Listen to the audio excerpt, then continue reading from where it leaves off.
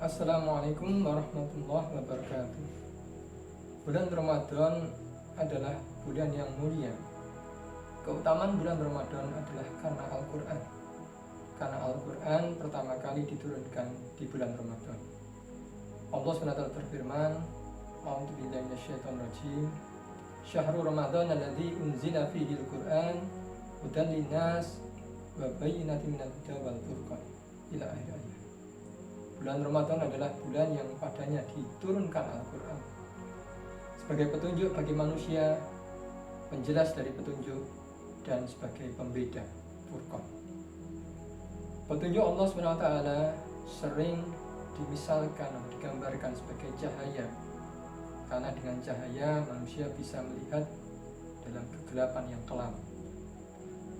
Allah memisalkan cahaya petunjuknya ini dalam surat An-Nur ayat 35, di mana Allah SWT berfirman, A'udzubillahi minasyaitonirrajim, Allahu nurus samawati wal ard, masalu nurihi kamiskatin fiha misbah, al-misbahu fi zujajah, az-zujajatu ka'annaha kaukabun durriyun yuqadu min syajaratin mubarakatin zaitunatin la syarqiyah wala gharbiyah yakatu zaituha yudhi walau lam yamsashu nar nurun ala nur yahdillahu linurihi man yasha wa yadribullahu al-amsal linnas wallahu bikulli syai'in alim. Allah adalah pemberi cahaya bagi langit dan bumi. Permisalan cahayanya adalah seperti miskah, suatu lubang yang tidak bisa tembus. Fiha misbah, yang di dalamnya ada misbah, suatu sumber cahaya. Al-misbahu fi zujajah, sumber cahaya tadi atau misbah tadi berada dalam kaca. Az-zujajatu ka'annaha kaukabun durriyun, kaca tadi seakan-akan seperti bintang yang bersinar cemerlang. Yuqadu min syajaratin mubarakatin zaitunatin la syarqiyah wala gharbiyah, yang dinyalakan dari minyak pohon yang diberkahi yang bukan timur dan bukan barat. Yakatu zaituha yudi, hampir-hampir minyaknya ini menyala walau lam tamsashu nar, walaupun tidak disentuh oleh api. Nur ala nur, cahaya di atas cahaya. Allah memberi petunjuk pada cahayanya siapa yang dikehendakinya, dan Allah memberi permisalan bagi manusia, dan Allah atas segala sesuatu maha mengetahui.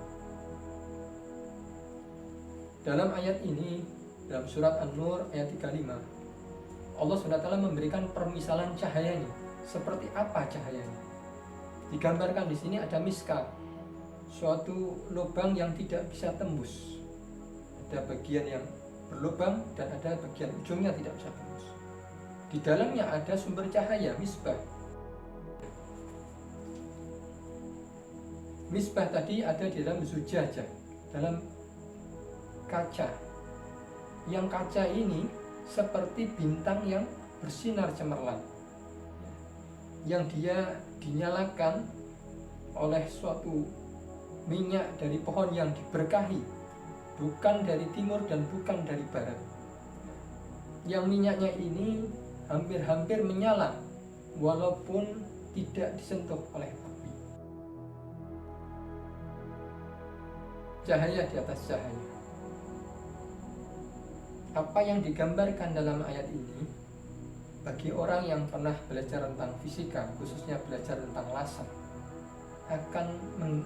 seakan-akan menggambarkan tentang mekanisme kerja dari laser. Kita tahu dalam sebuah laser ya, ada dua ujung yang ada cerminnya. Satu cermin itu memantulkan, tidak bisa tembus. Satu lagi adalah cermin yang tidak memantulkan 100%, dia bisa ditembus. Di dalamnya untuk bentuk laser yang konvensional di masa lalu, ada misalnya laser ruby, dalamnya ada kristal.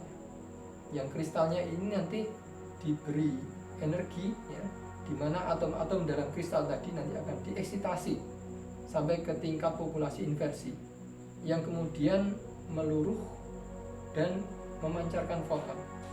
Foton ini kemudian terpantul-pantul di antara cermin ini, sehingga foton ini masuk kembali, keluar dan masuk lagi ke dalam bahan aktif laser tadi, dan ini menyebabkan kemudian suatu proses yang dikenal sebagai proses emisi yang tersimulasi.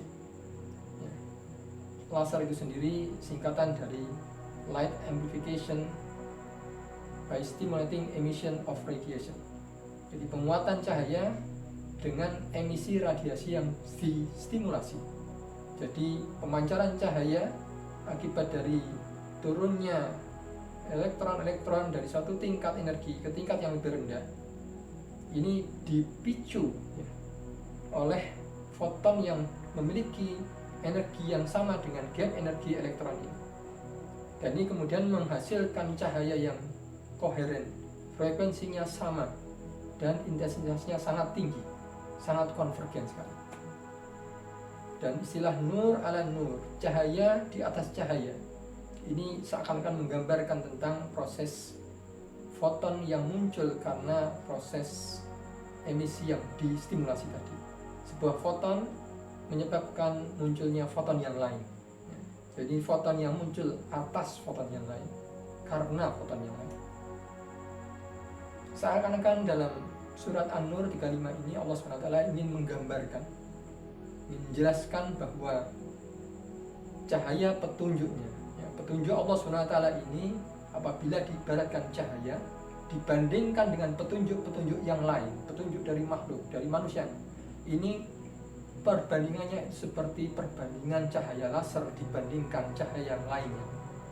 Cahaya laser ini demikian kuatnya, intensitasnya sangat tinggi, sangat koheren, jelas, dan akan memberikan petunjuk, akan lurus terus ke arah yang jauh. Dan inilah permisalan yang Allah berikan, yang mungkin bisa dipahami oleh para ilmuwan yang paham tentang proses mekanisme laser ini. Ini adalah seperti kuatnya cahaya laser dibandingkan cahaya yang lainnya. Dan Allah memberi petunjuk pada siapa yang dikehendakinya. Dan Allah memberikan perumpamaan bagi manusia. Allah Maha mengetahui atas segala sesuatu. Semoga bermanfaat. Wassalamualaikum warahmatullahi wabarakatuh.